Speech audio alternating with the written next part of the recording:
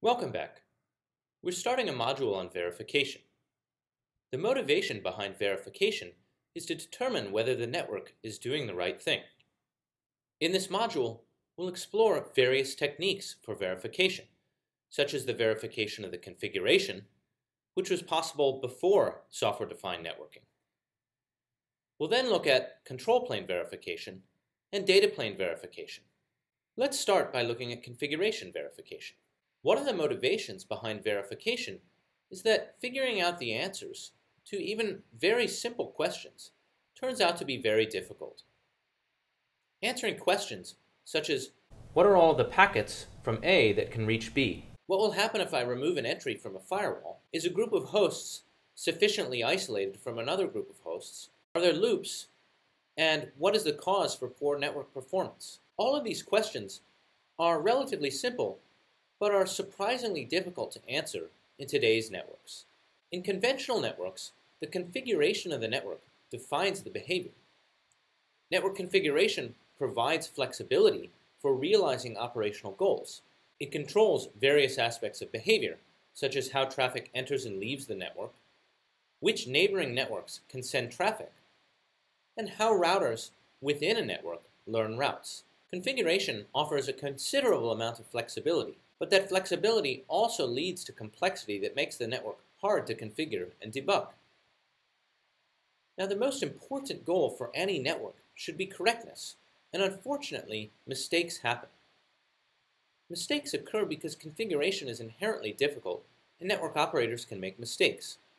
There are complex policies, and additionally, configuration can be distributed across hundreds to thousands of routers in the network. Often, individual components in a network are independently configured, which can result in unintended policy interactions. In today's networks, verification doesn't really exist. A network operator can tweak a configuration and observe the effects, but this is a rather unacceptable programming environment. If an operator makes a mistake tweaking the configuration, downtime can result. Worse yet, if an operator makes a mistake, it might only become apparent much later. For example, if a link fails and a backup is misconfigured. Ultimately, what we'd like to have is a correctness specification and constraints for internet routing. RCC is a static configuration analysis tool for fault detection that's been used by network operators, including those in large backbone networks. We released RCC about 10 years ago and performed analysis of real-world network configurations from 17 different autonomous systems at the time and found errors in every one of them. Here's a very high-level overview of how RCC works. We start with a correctness specification. We then map that correctness specification to a set of constraints that can be tested against an intermediate representation of distributed router configurations, and then produce a list of faults. It should be apparent from this high-level architecture that producing a set of faults is actually extremely challenging. First, we must parse the distributed router configurations to come up with some intermediate representation. We then must develop a model to essentially indirectly infer the behavior of the network. The constraints that we express against that model are ultimately constraints on the low-level router configurations. Unlike what is possible with SDN, these constraints must be expressed in terms of low-level router configurations, as opposed to higher-level policies or properties of the network. There are many challenges in realizing such a system, such as defining a correctness specification, deriving verifiable constraints from that specification, and analyzing complex, low-level distributed configuration. The way that RCC breaks this problem down is to factor routing configuration into three components.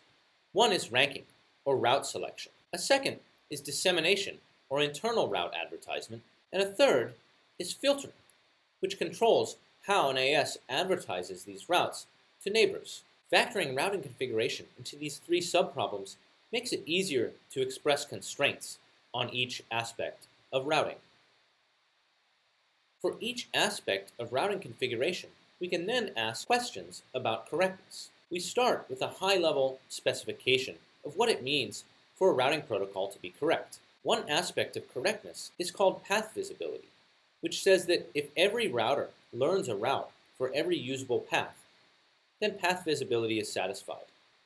A usable path is defined as a path that reaches the destination and corresponds to the path that packets take when using that route, The path should also conform to policies of the routers on that path.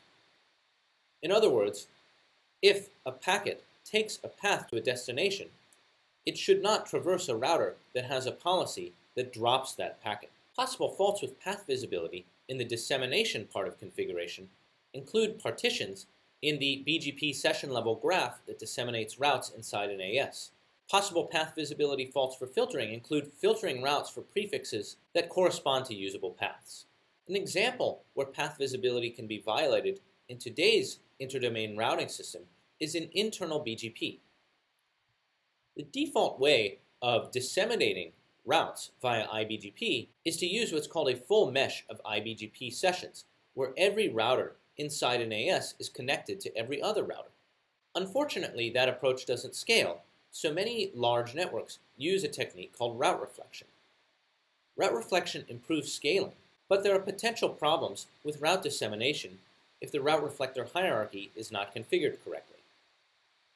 A route reflector will reflect all of its client routes to all other routers, but any route that it learns from a router that's not a client, it will only re-advertise to its clients. Here's an example of a route reflector hierarchy that results in a path visibility problem. When a route arrives from a neighboring autonomous system, the route reflectors re-advertise routes only to the clients. The clients, on the other hand, do not re-advertise routes to other route reflectors. So the route that X learns via IBGP would not be re-advertised to the route reflector Y in this route reflector hierarchy. The upshot of this misconfiguration is that Y and Z actually don't learn a route to the destination, which can turn out to be a real debugging nightmare. We need to come up with a constraint that we can check against the configuration to detect this type of fault automatically. It turns out that in this case, the check for correctness of path visibility is simple. All we need to do is check that the set of routers that are not route reflector clients for any other routers form a full mesh. In other words, they should all be connected to one another. Once this property is satisfied, then path visibility would be satisfied. This condition is easy to check with static analysis of the routing configuration. Another correctness property is route validity, which says that every route a router learns should correspond to a usable path. Possible route validity faults include unintentionally providing transit service between two peering ASs, advertising routes that violate higher level policy, or originating routes for private or unowned address space, such as in a route hijack. Possible route visibility faults in dissemination include route advertisements that can result in forwarding loops or what are called deflections, where traffic is deflected off the advertised path. One example of something we can check that relates to route validity is consistent export.